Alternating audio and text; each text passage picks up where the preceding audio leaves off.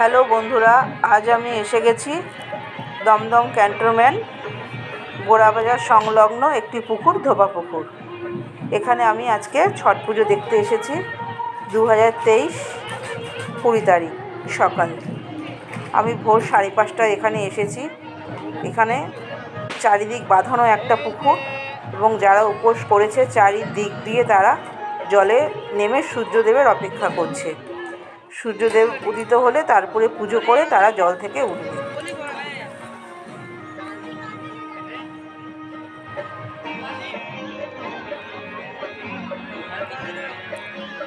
এখানে প্রচুর মানুষের সমাগম। আপনারা যদি পারেন একবার এসে দেখবেন, আপনাদেরও খুব ভালো লাগবে। আমিও অপেক্ষা করে থাকি একটা বছরের জন্যে, যে দিনটা কবে আসবে। এবার ছট মা খুব জাগ্রত। দেখুন বন্ধুরা, এখানে নানান রকম সামগ্রী আছে পুজোর। আর একটা ওনারা নিজেরা হাতে করে ঠেকুয়া বানান, ওটা প্রসাদের জন্যে, ওটাও খুব ভালো হয়।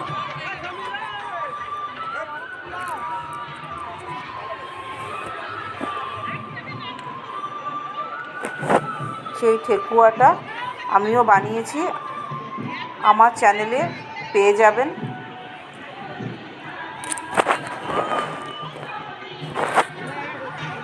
আপনারা বানিয়ে খেয়ে দেখবেন, ভালো লাগবে। এই পুকুরটা দেখে আপনারা যদি ভাবেন যে এটা কোনো বিহার বা পাটনা, কিন্তু না, এটা কলকাতা।